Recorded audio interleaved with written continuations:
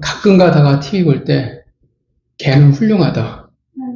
가끔 볼 때가 있는데, 야, 그걸 보면, 야, 사람을 키우는 거나, 물론 이제 개를 키우는 것과 사람을 키우는 건 비교할 수 없지만, 그 키우는 양육자의 그 모습에 따라서 어떻게 그런 모습들이 많이 바뀌는 건가를 보면서 참 놀랄 때가 정말 많습니다. 저번에 볼 때는 개를 업어서 키우더라고요. 개를 너무 사랑해가지고, 개 커요. 굉장히 큰 개예요. 작은 개, 조그만 작은 개가 아니라 정말 큰 사이즈의 개인데 업어서 키워요. 그리고 개를 개라고 못 부르게 하더라고요. 개는 되게 비하하는 말이기 때문에 개라고 부르면 안 된다고 그렇게 얘기를 하더라고요. 개를 개라고 부르지 않는다고 하면 뭐라고 불러야 되는지 모르겠지만 개를 너무나 사랑해서 생고기를 막 갖다 주고 개를 업어서 키우고. 그래서 그 강용욱 그 사람이 얘기하더라고요. 개가 문제가 있는데 왜 문제가 있냐면 너무나 사랑으로 막 쏟아주다 보니까 얘가 커야 되는데 몸은 컸는데 강아지 있는 상태로 계속 있다라고 얘기를 하더라고요. 끝까지 보진 못했는데 그걸 보면서 와, 혹시 키우는 사람이 문제지 개가 문제는 아니구나라는 생각은 들었습니다. 그래서 우리가 말씀 그거 했잖아요. 12정탐꾼 했을 때 그들이 왜 그런 믿음을 저버리고 하나님을 저버렸냐면 결국 사랑했기 때문에 그렇죠. 그러니까 하나님 외에 사랑하는 것들이 생겨져 버리면 우리는 반드시 그 사랑이 복이 되어지지 않는다라는 것들을 오늘 TV 보면서 다시 한번 생각을 했었습니다. 혹시 이 중에 개를 업어서 키우시는 분들은 안 계시죠? 개는 개였으면 좋겠습니다. 자, 저번 주 말씀 기억하십니까? 저번 주 말씀 뭐가 기억이 나시나요? 제 귀가 참 좋았으면 좋겠어요. 미세하게 들려요. 미세하게. 그러니까 죄는 대가를 치르죠. 예, 죄는 반드시 대가를 치러요. 그래서 우리는 이제 돌이켜야 되죠. 회개의 문제였습니다. 그러니까 본문이 계속 어떤 방향으로 흘러가냐면 믿음이라는 것으로 본문이 흘러가요. 자, 믿음이 없다면 혹은 믿음이 병들어 버렸다면 어떤 일들이 생겼을까가 성경이 보여주고 있어요. 그 첫 번째가 뭐였냐면 정탐꾼의 보고였어요. 똑같은 걸 봤는데 전혀 다른 것을 본 게 되죠. 그죠? 믿음이 있고 없고에 따라서 전혀 다른 세상을 본다라는 것입니다. 또한 믿음이 없거나 믿음이 병들어져 버리면 어떻게 되었냐면 하나님이 아닌 다른 것들을 봐요. 하나님은 어떻게 해요? 가나안 땅을 젖과 꿀이 흐르는 하나님이 다스리는 땅이에요. 그런데 이스라엘 백성들은 뭘 바라봤냐면 하나님이 아니라 파라다이스, 젖과 꿀이라는 그들이 생각하는 복에 꽂혀버렸습니다. 그래서 그들은 신앙인이 아니라 종교인이 될 수밖에 없었어요. 그리고 저번 주에 이제 본문이죠. 믿음이 없으니까 어떻게 돼요? 돌이킬 수가 없어요. 믿음이 없으니까 당연히 순종할 수가 없었다라는 것입니다. 회개는요, 믿음을 가진 자가 하는 게 회개예요. 믿음이 없으면 회개할 수가 없어요. 왜? 믿음이라는 것 다 어떻게 해요? 내가 뭔가 알고 내가 뭔가 믿기 때문에 돌이키는 거예요. 물론 그 믿음의 분량이 정말 있는지 없는지 돋보기를 돼야 뭐 보인다고 할지 모르겠지만 적어도 어떻게 해요? 최소한의 믿음은 있다라는 거예요. 그들은 저번 주에 본문을 보면 어떻게 해요? 끝까지 불순종했어요. 하나님께서 분명 어떻게 하십니까? 그들의 패역함을 모세를 어떻게 해요? 버리고 새로운 지도자를 세우고 애굽으로 돌아가겠다라고 그들이 결정을 내렸어요. 이제 결론이에요. 하나님이 거기까지 참으셨어요. 근데 그들은 가나안이 아니라 결국 애굽을 선택해버렸습니다. 자, 하나님이 그래서 어떻게 해요? 그들을 이제 가나안이 아닌 광야로 내쫓겠다고 말씀하셨습니다. 20세 이상은 이제 모두 다 광야 땅에서 죽게 되었어요. 그래서 그들이 어떻게 합니까? 이른 아침부터 난리가 벌어졌어요. 왼종이 울고 이른 아침부터 어떻게 해요? 그들이 모여서 하나님께 외칩니다. 우리가 잘못했습니다. 우리가 여기에 있습니다. 어떻게 보면 지금 그들이 회개하는 것처럼 보여요. 자, 회개한다고 하면 어떻게 돼요? 진짜 내가 회개한다고 하면 하나님의 명령하신 대로 순종해야 돼요. 그것이 나에게 인생의 아픔이 되어지고 눈물이 되어진다 할지라도 내가 진짜 돌이킨다면, 내가 잘못을 깨달았다면 그대로 이제 하나님이 원하시는 대로 우리가 순종을 해야 한다는 것입니다. 그게 진짜 회개고 그게 믿음의 회복이에요. 그런데 이스라엘 백성들은 그렇게 하지 않았죠. 광야로 나아간 것이 아니라 가나안을 향해 나아갔습니다. 그 결과가 뭐였습니까? 하나님에게 불순종하면 우리는 반드시 대가를 치러요. 그러니까 낭비해요. 우리는 빨리 갈 수 있는 길을 멀리 돌아갈 수밖에 없어요. 그게 바로 호르마였습니다. 철저히 진멸을 당했죠. 가나안 백성들에게, 아말렉인들에게 이스라엘 백성들이 패했습니다. 그러니까 호르마는 사실 어떻게 해요?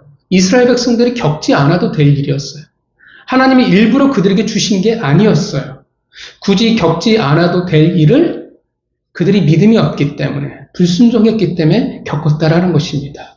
그러니까 우리가 아이들을 키울 때 그럴 때 있잖아요. 아이들 중에서 꼭 그러지 않아도 되는데 꼭 맞는 순간까지 가는 아이들이 있어요. 굳이 그럴 필요가 없는데 우리가 그것을 칭찬할 필요가 있겠습니까? 우리 아이는 심지가 강해라고 생각하겠습니까? 어리석은 거예요. 그럴 필요가 없어요. 우리가 하나님 앞에서 내 죄를 잘 깨닫고 잘 돌이키는 것도 능력이에요. 우리에겐 그런 능력이 차고도 넘치기를 바랍니다. 우리는 자꾸 후회한다와 내가 회개한다를 착각을 해요. 이걸 자꾸 동일시해버려요. 후회는 감정일 뿐이에요. 그냥 일시적인 감정이에요. 회개는 철저한 의지예요. 내가 이렇게 이제는 하겠다라는 거예요. 신앙은 감정이 앞서가면 망해요. 뭐가 앞서가야 되냐면 의지가 먼저 앞서는 거예요. 하나님의 뜻이 의지가 앞서고 그 다음에 감정이 따라가는 거예요. 그런데 자꾸 우리는 후회한다를 내가 회개했다라고 착각을 한다라는 거예요. 본문의 이스라엘 백성들처럼 우리가 잘못했습니다. 우리가 여기에 있습니다. 그러나 하나님은 어떻게 해요? 그것을 받지 않으셨습니다. 회개는 내가 단연코 내가 돌이키고자 하는 의지예요. 액션이에요. 의지에는 반드시 액션이 따를 수밖에 없어요. 내가 믿음을 향해 돌이킨다면 어떻게 하겠어요? 믿음과 한 세트죠. 믿음은 반드시 순종으로 드러날 수밖에 없어요. 회개는 불순종했던 나를 돌이켜 순종하는 그 자리로 나가겠다라는 것입니다. 한 주간 하나님에게 돌아가고자 늘 애쓰며 살아갔던 믿음의 한 주였기를 바랍니다. 자, 이제 광야의 시작이에요. 지긋지긋한 광야의 시작이 되어집니다. 이제는 광야로 그들이 쫓겨나게 되었습니다. 오늘 본문은 크게 세 가지 에피소드로 구분할 수 있어요. 제사, 그리고 안식일을 범한 사람, 그리고 오늘 본문을 읽었던 옷에 다는 기억의 옷소리입니다. 광야의 첫 시작을 오늘 본문이 뭐라고 시작을 하냐 하면 15장이 뭘 시작하냐 하면 보시면 뭐로 시작이 되어집니까? 광야의 첫 시작이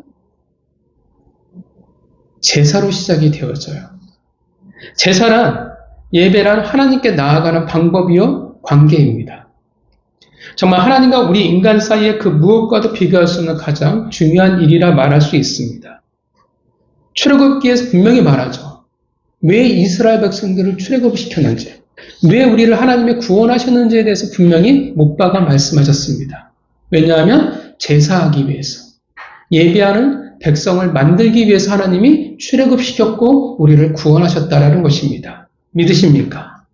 제사란, 예배란 단지 종교적인 제의가 아니라 백성으로서의 시작이요, 하나님과의 관계의 시작이기 때문에 그렇습니다. 그래서 예배가 중요해요. 성도에게나 교회에서나 제일 중요한 것은 예배입니다. 일주일에 반드시 해야 할 내가 숙제 같은 그런 예배였는데, 지난 생각하면 되게 힘들었는데, 왜냐하면 놀고 싶은 것, 보고 싶은 것, 가고 싶은 것 다 포기해야 되니까. 특히 어렸을 때 어떻게 해요? 저희 어렸을 때만 해도 항상 교회 오는 시간, 주일 만화하는 시간이라서 정말 안타까웠는데 되게 지겨웠어요. 예배가 지겨웠고, 찬양 집회 같은 데 가면 좋은데 예배는 정작 정말 싫었는데, 어렸을 땐 그랬는데 성장하고 보고 자라나서 보니까 예배는 그 이상의 의미가 있다는 것을 보게 됩니다. 단지 숙제, 그 정도의 가치가 아니라는 것입니다. 예배는 중요해요. 그래서 신앙의 시작이든 회복이든 예배를 빼놓고 얘기할 수는 없습니다. 내가 이제 정신 차리고 내가 하나님 앞에서 잘 살아야지, 내가 회복하고 이제 정신 차려야지 하라고 한다고 하면 반드시 어떻게 돼요? 예배로 시작이 되는 거예요.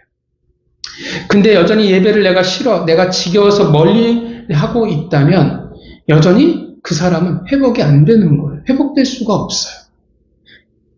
근근히 신앙이라는 것을 유지하고 있을지 모르지만 건강할 수는 없어요.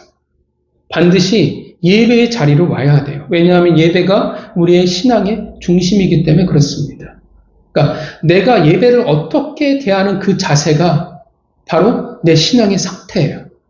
내가 여전히 예배가 귀찮고 여전히 싫고, 물론 사람은 죄성이 있어서 은혜가 있음에도 불구하고 알고 있음에도 불구하고 하나님 앞에 나갈 때가 싫을 때가 있어요. 정말 그럴 때가 있어요. 그러나 내가 정말 예배라는 것들이 정말 싫고 어떻게든 빠지고 싶고 와서 아무 생각 없이 1시간, 1시간 반을 보내고 내가 어떻게 예배를 대하냐? 내 믿음의 상태라고 볼 수가 있다는 것입니다. 내가 건강한지, 내가 병이 들어가고 있는지, 내가 예배를 대하는 자세를 보면 알 수가 있습니다. 예배는 신자에게 있어서, 그리스도인에게 있어서 무엇보다 가장 중요합니다. 믿으십니까? 예배가 신앙의 시작이에요. 그래서 본문의 시작은 어떻게 돼요? 광야의 시작은 뭐로 시작이 되어지냐면 예배로, 제사로 시작이 되어져요. 왜냐하면 회복이니까. 하나님의 놀라운 사랑이에요. 인간의 죄가 짙으면 짙어질수록 뭐가 더 드러나냐 하면 하나님의 사랑이 더 잘 드러납니다. 분명 백성은 하나님을 배신했어요. 그들이 선택한 것은 마지막에 결정은 뭐였냐면 애굽이었어요. 그들은, 이스라엘 백성들은 간음을 했죠. 그들은 바람을 폈어요. 사랑이란 관계에서 그것이 얼마나 큰 배신인지 모릅니다. 연합을, 한 몸을 깨트리는 행위예요.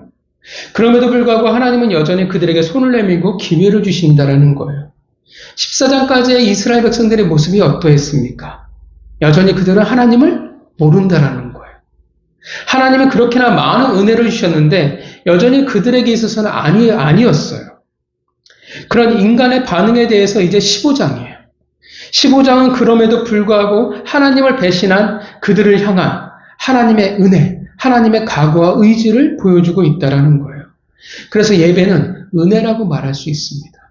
왜냐하면 우리가 죄를 지었음에도 불구하고 한 주간의 삶 속에서 하나님을 떠나 있음에도 불구하고 예배는 어떻게 돼요? 우리에게 항상 열려 있기 때문에 그래요. 그러니까 우리에게 예배를 드리게 해주신다는 것 그 자체가 배신한 이들에게 허락하시는, 여전히 배신한 이를 포기하지 않고 있고 내가 기회를 주신다라는 의미가 되기 때문에 그렇습니다. 그러니까 너희는 그럼에도 불구하고 나는 여전히 이렇게 할 거라는 거예요. 사람이 열심히 예배를 드리는 것 같지만 예배는 오히려 하나님의 그 당신의 자녀를 향한 열심을 보여주고 있는 것입니다. 이스라엘 백성이, 우리가 결국 하나님의 백성이 된다는 것은 사람의 믿음과 순종이 대단해서가 아니라 철저히 하나님의 열심입니다. 그러니까 우리가 잘했고 내가 헌신했고 내가 노력했기 때문에 예배를 드리는 게 아니라는 거예요. 하나님이 우리에게 기회를 주신 거예요. 그래서 그리스도인으로서 하나님을 알아간다면 우리는 어떻게 해요? 겸손해질 수밖에 없어요. 그러니까 은혜를 정말 내가 체험하고 안다면 어떻게 해요? 나는 작은 자가 될 수밖에 없는 거예요. 자꾸 어떻게 해요? 내가 자랑할 게 없어져요. 그래서 내가 자랑할 것은 오직 하나, 하나님만이 내 자랑이 되어지는 것입니다. 그래서 교회를 우리가 오래 신앙생활했는데 여전히 작은 자가 되어지지 않는다고 하면 그 사람은 은혜를 체험하지 못했거나 아니면 은혜를 소유하지 못한 자라는 것입니다. 건강한 예배는 결국 뭐가 되어지겠어요? 막 감동이 많은 그런 예배가 아니라 이렇게 은혜를 기억하는 자들. 그래서 작은 자들이 모여서 드리는 그 예배가 건강한 예배고 하나님이 기뻐하시는 예배라는 것입니다. 오늘 우리가 그런 예배자가 되어지기를 바랍니다. 자, 오늘 본문에 하나님이 명령하십니다. 38절에 뭐라고 명령하세요? 같이 읽어볼까요? 읽겠습니다. 시작. 이스라엘 자손에게 명령하여 대대로 그의 뼈단 위에 술을 만들고 청색끈을 그 위에 술에 더하라. 하나님 뭐라고 말씀하시냐면 지금 이들만 지키는 명령이 아니라 대대로예요. 근데 사실 오늘 본문은요 15장에서 굉장히 뜬금없는 명령이에요. 이 술이라는 것이 여러분들이 뭔지는 잘 아실 거라 생각합니다. 우리가 마시는 술이 아니라 띠나 끈 등의 장식용으로 매다는 여러 가닥의 실입니다. 이 술은 전통적으로 8가닥으로 묶어서 다시금 5개씩 합쳐서 만들었다라고 합니다. 여기에 청색끈을 더한다라는 것은 그 술의 뭉치들이 옷에 단단히 묶어 떨어지지 않기 위해서 묶는 것을 말합니다. 자, 왜 뜬금없이 이런 명령을 하실까요? 하나님이 갑자기 패션에 관심이 있으셔서? 지금 어떤 상황일까요? 이스라엘 백성들은 이제 기분이 좋을까요? 되게 우울하죠. 광야에서 이제 첫 삶을 그들이 이제 시작을 한 거예요. 기분 좋지가 않아요. 가나안이 아니라 광야로 쫓겨나 버리고 말았어요. 그들이 옷에 패션에 관심을 가질 만한 상황도 아니고 이스라엘 진중 모두가 어떻게 돼요? 애통한 상황이에요. 여러분 이스라엘 백성들이 어떤 옷을 입고 있었을까요? 애굽에서 분명 좋은 옷을 그들이 가지고 나왔겠죠. 애굽 사람들에게 얻어서. 그러나 이제 지난 2년 동안 그들의 옷 상태가 어떻게 되었을까요?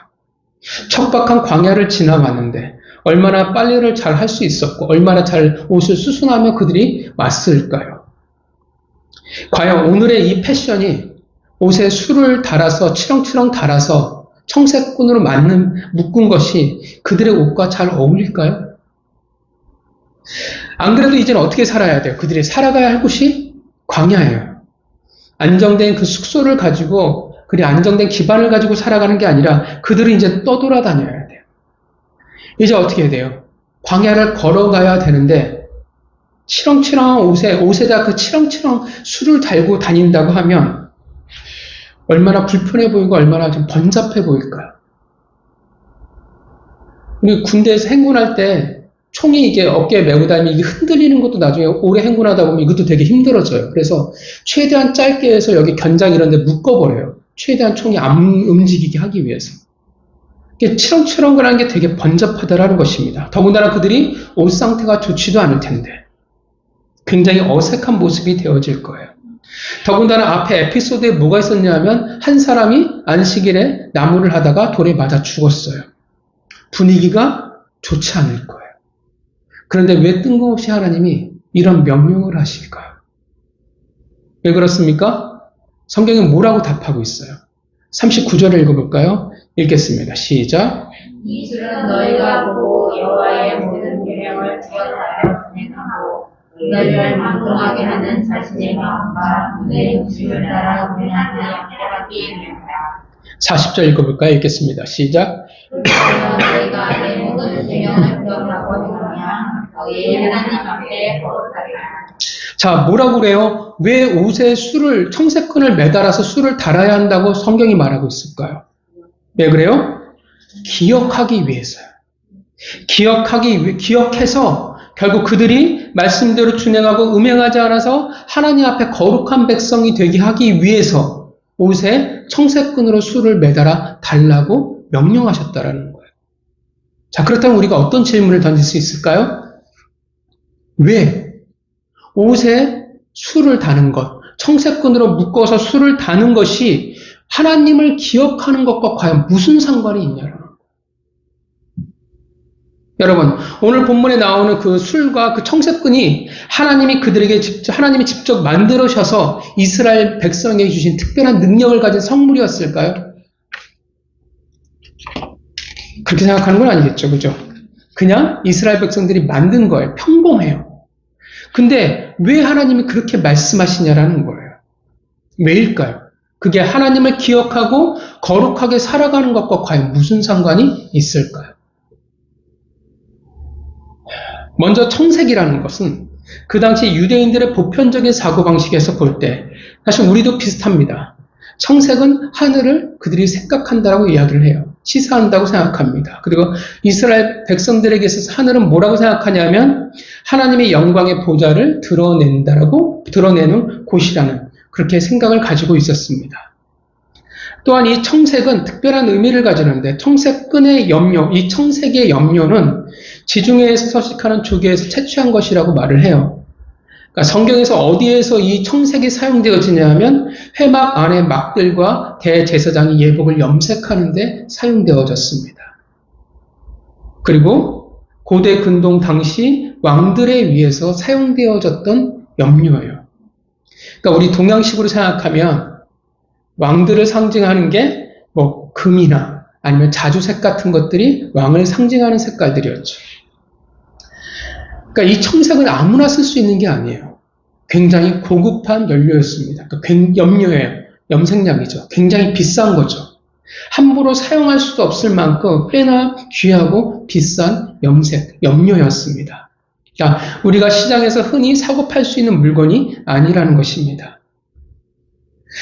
이렇게 비싼 것임에도 불구하고 왜 이스라엘 백성에게 이 청색끈을 사용하게 하냐 하면 왜 그래요? 이 청색이 가지는 그 의미, 그 고급함, 고귀함을 그들이 잊지 않게 하기 위함이라는 것입니다. 자, 사실 지금 이스라엘 백성들의 모습과 이 청색끈이 어울릴까요?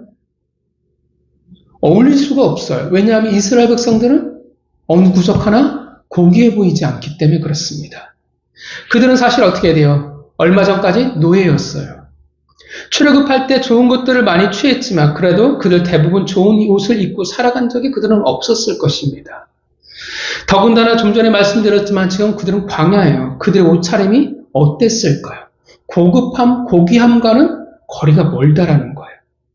더군다나 이제 앞으로 광야에서 살아가야 하는데 이런 고급함, 고귀함이 그들에게 무슨 상관이 있냐라는 거예요. 뭔 필요가 있겠냐라는 것입니다.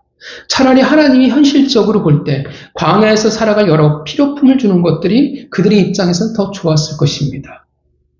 사실 이 청색끈이라는 것은 그들의 모습, 그들의 삶과는 너무나도 이질적인 거예요. 그럼에도 불구하고 하나님은 왜 이것을 그들에게 매달아 달라고 이야기합니까? 목적이 뭐였어요? 기억하라잖아요. 뭘 기억하라고 이야기하냐면 너희가 어떤 자인지, 너희가 누구인지를 기억하라는 거예요.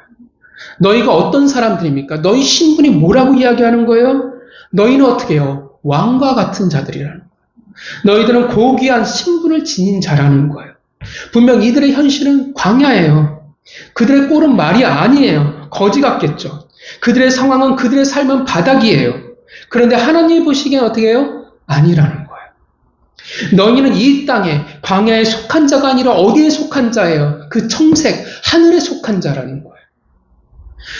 그 청색끈이 이야기하듯이 그만한 너희들은 가치를 지닌 고귀한 자라고 하나님이 말씀해주고 계신다라는 것입니다.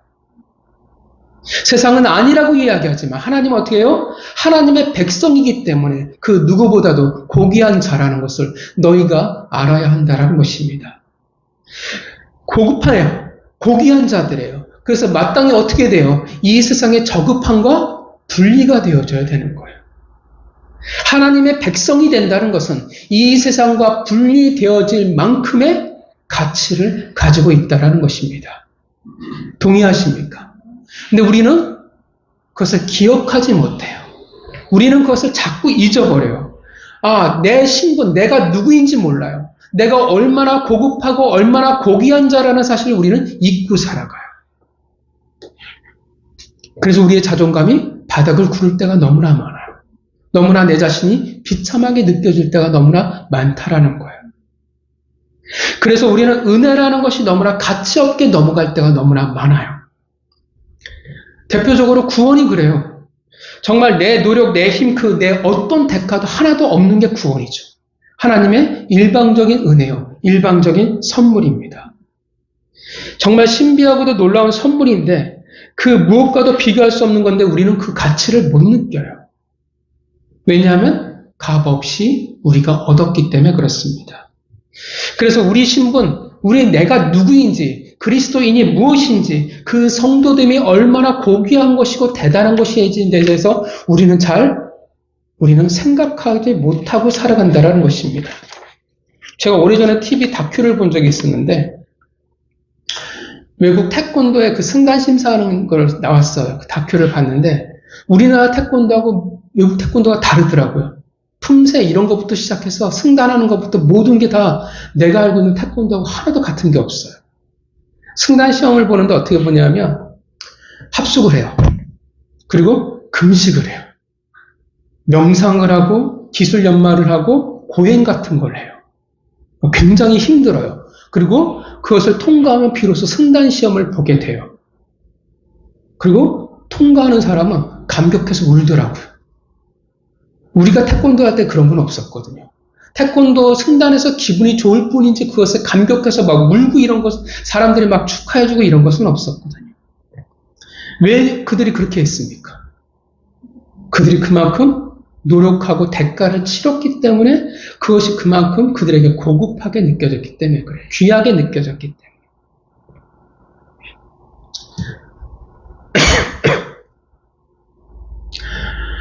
어느 선교사님한테 이제 침례, 그 선교지의 침례를 받는 것들을 얘기를 좀 들은 적이 있어요. 장로교에서는 세례고 침례교에서는 침례라고 이야기를 하죠.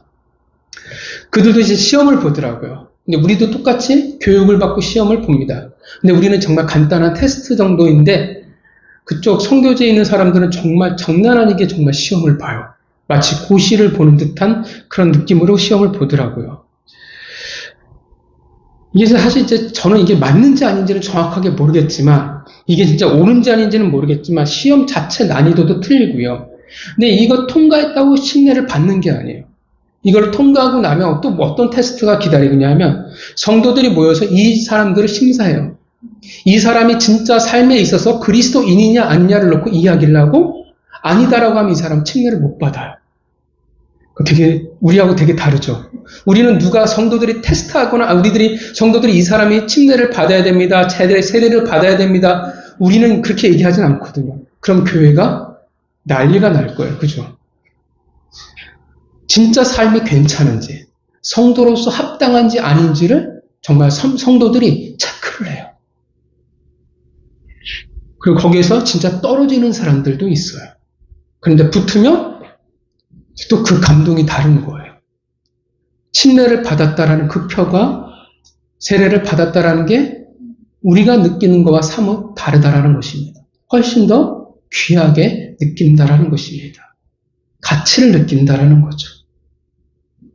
하나님의 구원이라는 것에 인간의 열심이 더해질 수 있었다면 구원을 받기 위해서 한 15일 정도 금식 기도를 해야 됩니다. 라고 이야기한다면 헌금을 한 사람당 얼마씩을 해야 됩니다. 얼마큼 우리가 교회에서 봉사를 한 시간이 있어야 됩니다. 일주일의 삶이 얼마 어떻게 했는지 그 삶에 대해서 조목조목 다 따지고 구원의 여부를 하나님께서 결정하시고 통과시켰다면 우리가 구원이라는 것에 대해서 되게 다르게 느껴졌을 거예요. 왠지 교회에서 구원받았다고 하면 어깨를 피고 다니고 목이 좀 달랐을 수도 있을 것입니다. 적어도 구원이라는 성도라는 그 고귀한 그 신분을 지금과 우리는 다르게 생각했을 거예요. 네, 철저히 은혜이다 보니, 선물이다 보니, 오히려 우리는 그것이 얼마나 값지고 얼마나 고급한 신분인지에 대해서 우리는 잘 기억하지를 못한다라는 것입니다.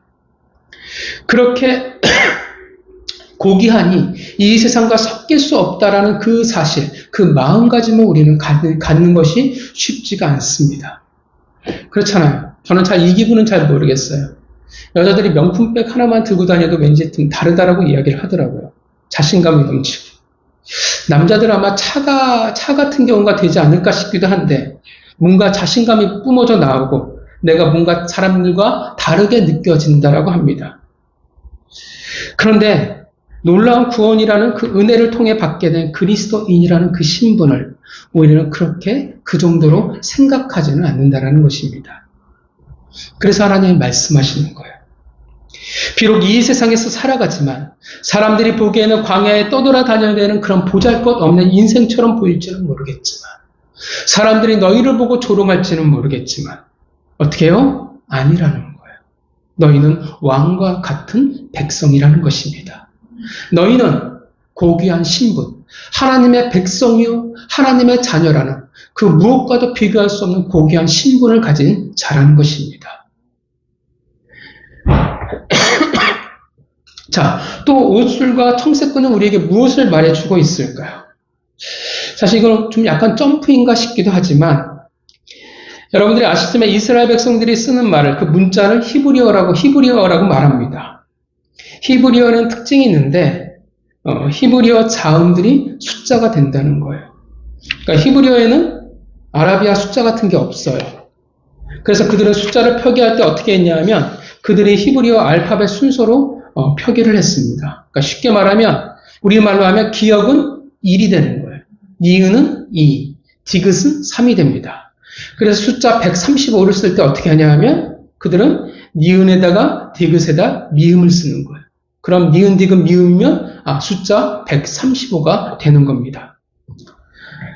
그래서 재밌는 건 뭐냐면 히브리어는 모두 다 문자는 숫자로 다 바꿔버릴 수가 있어요. 그래서 짐승의 숫자가 666이 그래서 나오는 거예요. 히브리어로 그 숫자를 바꿔봤더니 66이 나오는 것입니다. 그래서 옛날 90년대 한때 굉장히 떠들썩했던 책이 있어요. 여러분들이 기억하실지는 모르겠지만 바이블 코드라는 책이 있었어요. 그러니까 성경을 히브리어를 구약 성경을 다 숫자로 바꿔버려서 암호를 푼다라는 거예요. 그래서 뭐 한때 거기서 예언이 있었고 미국에 빌딩이 폭파되는 거 테러가 다 기록이 돼 있고 어떻게 다 있었어요. 그 예언을 찾는 사람들이 지금도 있어요. 되게 의미 없는 일들을 지금도 하고 있어요. 다 그게 히브리어 문자가 가지는 특징이 있기 때문에 그렇습니다. 자, 그런 특징을 볼 때 그 옷수를 히브리어로 치치트라고 하는데 여기에 나오는 자음의 숫자를 합치면 600이 되어집니다. 거기다 아까 8개의 실을 꼬아서 5개의 실을 묶어서 매듭을 맞는다고 말씀드렸죠. 그러니까 여기서 나오는 8과 5를 더해버리면 613이라는 숫자가 나와요. 이 613이라고 하면 어떤 이미지가 딱 떠오르죠. 613 하면 대표적인 이미지가 떠오릅니다. 그게 뭐냐면 토라에 나오는 613개의 율법과 동일한 숫자입니다. 점프인지 아닌지는 잘 모르겠지만 여기에다 자음을 따져서 수를 만들 때 방법들을 자음으로 따져서 보면 이런 문장이 되어져요. 하나님은 한 분이십니다라는 뜻이 되어집니다. 하나님은 한 분이시고 그래서 어떤 의미가 되어지면 율법과 말씀이라는 뜻이 되어진다라는 것입니다. 결국 무엇을 이 옷술이 또한 가리키고 있냐면 하나님을 가리키고 있다라는 것입니다. 성경은 분명히 반드시 기억해야 한다라고 말하고 있습니다. 무엇을 기억하라고 말해요? 두 번째죠. 처음에는 무엇을 기억해야 돼요? 내가 누구인지를 기억해야 되는 거예요. 두 번째는 하나님이 누구인지를 기억하라는 것입니다. 그것을 반드시 기억하라는 거예요. 왜냐하면 사람들은 금방 잊어버리니까. 이렇게 유치한 방법을 써서라도 하나님을 기억하게 만드시겠다라는 것입니다. 옷을 입을 때, 벗을 때, 입고 다닐 때 그 치렁치렁 매달리는 내 옷과 어울리지 않는 그 옷수를 바라보고 청색 끝을 바라보면서 하나님을 내가 누구인지를 떠올리게 한다라는 것입니다. 물론 사람은 그것마저도 잊어버리게 될 것입니다. 나중에는 심지어는 이거 어떻게 돼요? 그들의 자랑거리가 되어져 버려요. 외식의 하나가 되어져 버립니다. 마태복음 23장 5절 예수님이 바리새인들과 서기관들에게 이렇게 말씀하시죠. 그들의 모든 행위를 사람에게 보이고자 하나니 곧 그 경문, 띠를 넓게 하여 옷수를 길게 하고. 사람은 이래요. 하나님이 주신 그 은혜의 수단마저도 자기 자랑거리로 모든 것을 잊어버리고 자기의 자랑거리로 삼아버립니다. 그럼에도 불구하고 하나님은 어떻게 해요? 그들의 백성이 하나님을 자신이 누구인지를 기억하길 원하고 있는 것입니다. 여러분, 왜 이스라엘 백성들이 가데스 바네아에 이르기까지 그렇게 하나님의 말씀을 안 듣고 말썽을 부렸을까요? 왜 죄를 졌을까요? 왜 물을 달라고 하면 하나님이 먹을 것을 다 주셨고 심지어 금송아지를 만들었고 그래도 용서하셨고 정탐꾼으로부터 일어난 수많은 불순종들, 죄악들, 말썽들. 왜 그래요? 수많은 은혜를 주셨음에도 왜 그들이 그렇게 많은 죄를 졌어요? 왜입니까? 그들이 기억하지 않기 때문에 그래요. 41절에 하나님 뭐라고 말씀하셨어요? 너의 하나님이라고 말씀하셨어요. 우리의 하나님이라고 말씀하셔서 그 말은 어떻게 되어져요? 우리에게는 다른 분이 이제 더 이상 없다라는 거예요. 그분이 애굽 땅에서 인도해 내셨어요. 놀라운 일들이 있었고 은혜가 있었습니다. 그런데 잊었어요. 신기하게도 그 모든 것을 다 기억을 날려버렸다라는 거예요. 이스라엘 백성들이 몰라요. 내가 하나님의 백성이지 애굽 땅의 백성인지를 몰라요. 그래서 그들은 준행하지 않고 그들은 불순종했어요. 그래서 그들은 음행했어요. 여기에서 음행은 성적인 타락이라기보다는 하나님의 외 다른 신을 나의 하나님이라고 여기며 살아갔다라는 것입니다. 그들은 우상을 섬겼었어요. 다른 가치관, 다른 삶을 따라가며 살아갔다라는 것입니다. 그래서 결론은 그들은 거룩하지 못했어요. 그 결과가 15장의 광야였다라는 것입니다. 이제 광야에서 모두 그들은 죽어야만 했습니다. 더군다나 앞에 어떤 에피소드가 있었습니까? 32절에 안식일에 나무를 한 사람이 있었어요. 죄를 범했어요. 근데 여러분, 이게 상식적일까요? 지금 어떤 상황이에요? 이스라엘 백성들이 말을 안 들고 불순종했다가 호르마에서 처참하게 패배했잖아요. 수많은 사람들이 어떻게 해요? 죽었어요, 전쟁에서. 불순종의 대가로 광야로 내몰렸어요. 그러면 적어도 사람이라면, 인간이라면 어떻게 해요? 눈치라도 봐야죠. 말을 안 듣고 불순종하다가 호르마에서 무참히 패배하고 두들겨 맞았고 수많은 사람들이 죽었으면, 불순종의 대가로 광야로 내몰렸으면 적어도 인간이라면 눈치라도 보고 이 상황이라 어떻게 해요? 듣는 척이라도 해야죠. 그게 최소한 인간이라면. 평소에는 안 듣다가 어떻게 해요? 머리 굴려서 지금 까불다가 진짜 뒤지게 맞겠구나 하면 어떻게 돼요? 그때 눈 깔아야죠. 그게 지혜로운 거잖아요. 우리 아이들 그런다고 생각해 보세요. 좀 전까지 막 혼났어요. 맞았어요. 그럼 어떻게 해요? 당장은 말을 듣는 척은 해야 되잖아요. 근데 바로 또 말을 안 들어요. 또 똑같은 짓을 저질러요. 그럼 뭘 말해요? 애가 또라이거나 아니면 부모를 무시하는 거예요. 그럼 어떻게 해요? 또 맞아야 되겠죠. 안식일에 나무를 해서 저 돌로 쳐 죽이는 건 너무한 것이 아닙니까? 라고 생각할지 모르지만 이건 하나님에 대한 최소한이 없다라는 거예요. 하나님에 대한 최소한 존중이 없어요. 무시한다라는 거예요. 왜요? 기억을 못해요. 하나님이 안식일을 지키라고 말씀하신 그것을 기억을 못한다라는 것입니다. 좀 전에 불순종의 대가가 어떤 결과를 왔는지 몸소 체험하고 다 겪었음에도 불구하고 그것을 잊어버린다라는 거예요. 그 결과가 결국 죽음이었어요. 이렇게 생각할지 몰라요. 말이 안 돼. 이스라엘 백성들이 워낙 저급해서 그래요. 얘네들이 워낙 별종들이라서 그렇게 기억 못하고 살아가는 거예요 라고 말할지는 모르지만 제가 자라나면서 제가 사역하면서 느끼는 것은 이스라엘 백성이나 우리나 차이가 없다라는 거예요. 사람은 상식적이지 않습니다. 사람은 진짜 그래요. 진짜 기억을 못해요. 은혜를 가지고 살아가지를 못해요. 하나님의 말씀과 그 은혜와 그 감동, 그 두려움을 우리는 너무나 쉽게 잊고 살아가는 존재라는 것입니다. 이게 지금 이스라엘 백성들의 모습이에요. 그들에게 뭐가 심각한 병이 있는데 기억을 하지 못하는 병이 있다라는 것입니다. 그런데 우리도 그렇다라는 거예요. 우리도 기억을 못해요. 하나님을 기억하지도 못하고 내가 누구인지를 기억하며 살아가는 것이 너무나 어렵다라는 것입니다. 우리가 마치 병에 걸린 것처럼 자꾸 하나님을 잊어버려요. 그분의 말씀이 기억이 안 나요. 내게 주신 은혜가 기억이 나질 않아요. 내 눈에 보이는 것은 내가 처한 이 현실 상황만 보여요. 그래서 억울해요. 그래서 힘들어요. 속상해요. 내가 얼마나 고귀한 자인지, 얼마나 귀한 사람인지를, 얼마나 하나님의 놀라운 은혜를 입은 자인지를 도통 기억하며 살아가려고 하지 않아요. 조금만 인생에 파도가 치면, 조금만 광야에 내가 한 걸음만 내디면 그 모든 것들이 안개와 같이 딱 사라져버리고, 그래서 감히 다른 우상 앞에 노예가 되는 것을 주저하지 않습니다. 한 분이신 하나님만을 따라가야 되는데 유일하신 그분을 따른다는 것은 오직 그가 주신 유일한 삶의 방식을 내가 따르며 살아가겠다는 뜻인데 그 진리 안에 살아가는 것인데 기억을 못하니 그러니 다른 삶의 방식을 가지고 살아가는 거예요. 더 나아가 이제는 다른 진리 가운데 살아가려고 합니다. 그래서 내 판단의 기준을 보면 알아요. 내 반응을 보면 알아요. 내가 하나님으로 먼저 반응하는지 내가 상황으로 먼저 반응하는지. 그러면 신앙이 그냥 딱 드러나요. 진짜 신앙이 어떠한지를. 하나님의 자녀가 됐다는 것이 얼마나 대단한 가치를 가지고 있는지 모르는데 그것을 기억하지 못하고 오히려 부끄러워한다는 것입니다.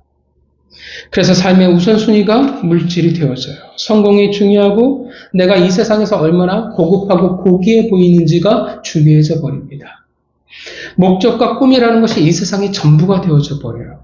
하나님의 꿈 그리고 우리를 통해 이루어나가실 그 하나님의 꿈 사명에 대해서 별 관심이 없어요.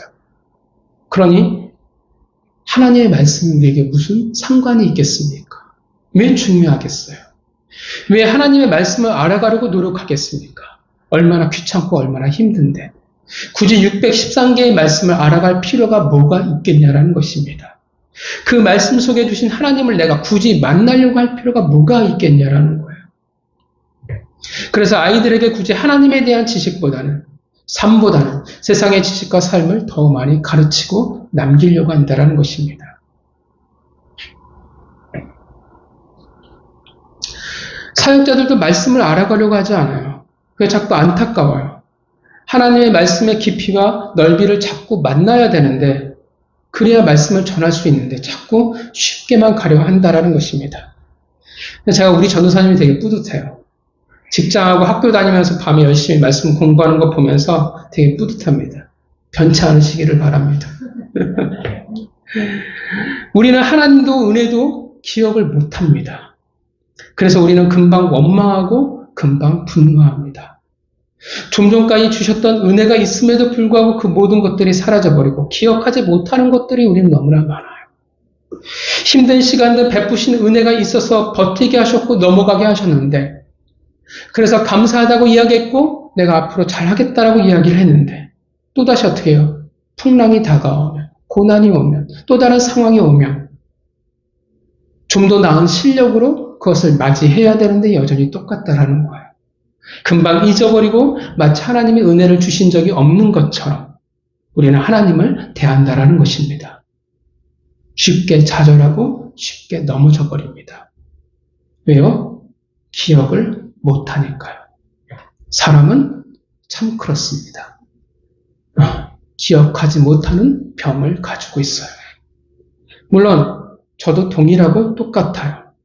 내가 경험한 하나님을, 내가 만난 하나님을 기억하고 있다면, 내가 기도했고 그 고백했던 하나님을 내가 붙들고 있다면 시간이 다를 텐데 속상하고 여전히 아픈 거는 그때나 지금이나 별 차이 없는 내 모습을 보게 됩니다.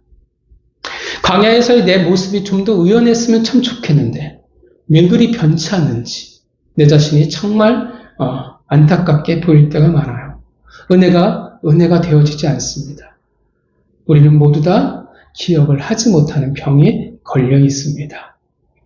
그래서 하나님이 말씀하시는 거예요. 도통 하나님을 기억하지 못하니까, 은혜를 기억하지 못하니까 스스로가 누구인지를 모르고 잊고 살아가고 있으니까.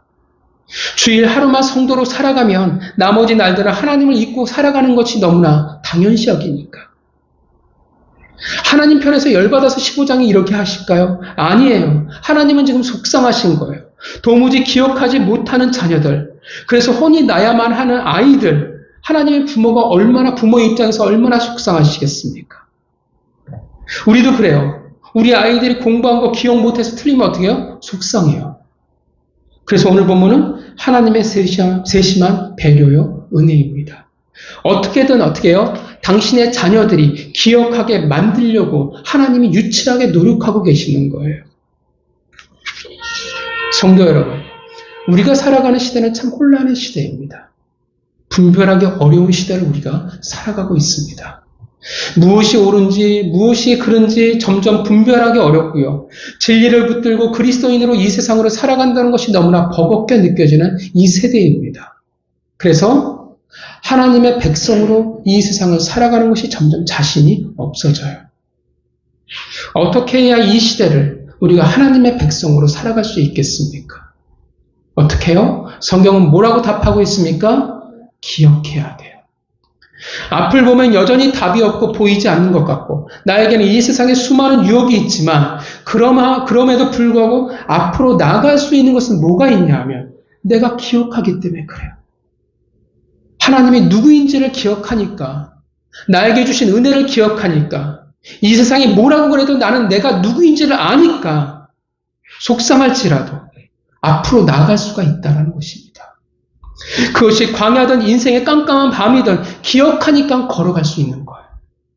기억하니까 이 땅에 섞이지 않을 수 있다는 것입니다.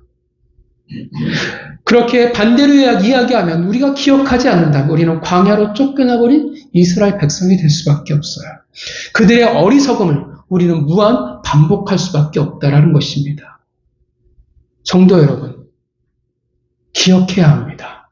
우리가 어떠한 자들인지, 내가 어떤 은혜를 입었는지, 비록 세상은 우리를 비웃을 수 있고 너 주제에 무슨 청색근이냐고 말할 줄은 모르겠지만 그러나 그것은 사실이에요. 세상은 우리를 조롱할지는 모르지만 우리는 고귀한 자들입니다. 믿으십니까? 왜냐하면 하나님이 그렇게 인정하셨기 때문에 그렇습니다. 세상은 아니라고 말할지 모르지만 그것이 우리에게 진짜 색깔이에요. 우리의 가치예요. 우리의 신분입니다. 우리는 기억해야 합니다. 그것이 나라는 것을. 그것이 그리스도인이요. 그것이 신자라는 사실을 우리는 기억해야 합니다. 성도 여러분, 우리는 또 기억해야 돼요. 오직 한 분이신 하나님을 그렇게 다른 것에 우리는 복속되어질 수 없다라는 사실을 우리는 기억해야 합니다. 우리는 다른 진리에 섞여 살아갈 수가 없어요. 오직 한 분이신 그분의 말씀 안에서만 우리는 살아가야 합니다. 여전히 현실은, 여전히 삶은, 여전히 우리에게 치열합니다. 바쁘고 정신없고 좋을 때도 나쁠 때도 얼마나 복잡하고 우리는 다사다난한 삶을 살아가는지 몰라요. 그러다가 어떻게 돼요? 내가 누군지를, 하나님의 누구인지를 우리는 너무나 쉽게 잊어버리고 살아갈 때가 많습니다. 그러하게 성도 여러분, 한 주간 여러분들은 열심히 기억하시기를 바랍니다. 그러기 위해서 여러분, 유치한 장치를 만드세요. 오늘도 하나님이 장치를 만들어 놓잖아요. 각자의 표를 만들어 두세요. 차에 성경을 뒷자리에 두고 다니면 뭔가 운전이 달라질 수도 있겠죠. 그죠? 부담스러우니까. 거룩한 부담이 될 수도 있을 것이고요. 아니면 가정에 예배를 만들어도 되고요. 아니면 누군가 계속 은혜를 나누세요. 계속 내가 어떻게 그리스도인의 표를 가지고 내가 살아갈 수 있도록, 내가 기억할 수 있도록 뭔가 장치를 자꾸 만드세요. 강제적으로 하지 않으면 우리는 하지를 않아요. 뭔가 여러분만의, 여러분의 가정만의 장치를 만들어 두실 수 있었으면 좋겠습니다. 한 주간 우리는 열심히 살아가야 합니다. 세상에 속한 자가 아니라 하나님에게 속한 자로서 치열한 시간들을 살아가겠지만 그 속에서 잊지 마시고 꼭 기억하시기를 바랍니다. 각자의 옷에, 여러분의 각자의 삶 속에 그 기억의 옷수를 청색끈으로 묶고 다니시기를 바랍니다. 사랑하는 성도 여러분, 기억하세요. 하나님이 누구이신지를. 또 기억하시길 바랍니다. 내가 누구인지를. 그 은혜를 기억하시며 살아가는 하나님의 고귀한 자녀가 되시기를 주님의 이름으로 축원합니다. 시간 우리 같이 기도하도록 하겠습니다.